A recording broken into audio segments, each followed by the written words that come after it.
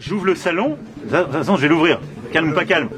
Mais, non mais bien sûr que je vais l'ouvrir. Moi je vais l'ouvrir, je vais faire mon job. La défiance est là aujourd'hui. Mais moi, si les conditions le permettent, je suis même prêt à m'exprimer devant tous vos collègues. Emmanuel Macron a inauguré le 60e salon de l'agriculture à Paris ce samedi avec 4 heures de retard et il a été accueilli sous des sifflets. La journée du chef de l'État a en effet été particulièrement houleuse. Ce matin, vers 8 h, soit 1 heure avant l'ouverture officielle du salon, des dizaines de manifestants de la FNSEA ont forcé les grilles d'entrée. Des agriculteurs de la FNSEA et de la coordination rurale en sont même venus aux mains avec les vigiles.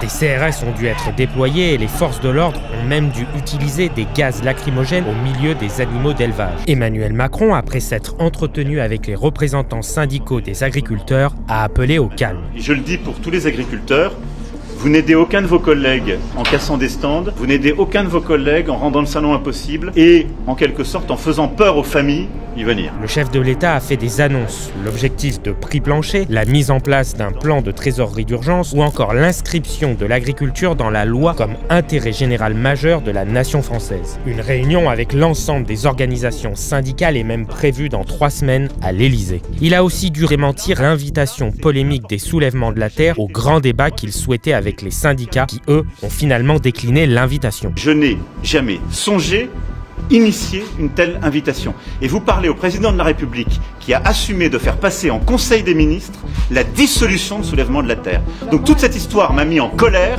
à un point que vous ne pouvez pas imaginer.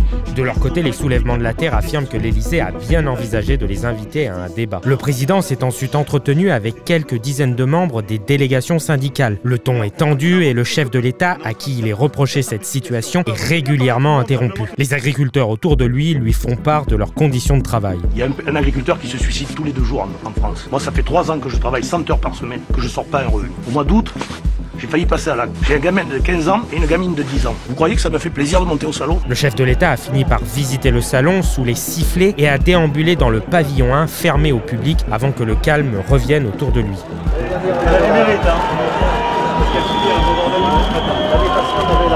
Plus tard, le hall 4, où il s'est ensuite rendu, a été cerné par des manifestants en colère avant d'être bouclé.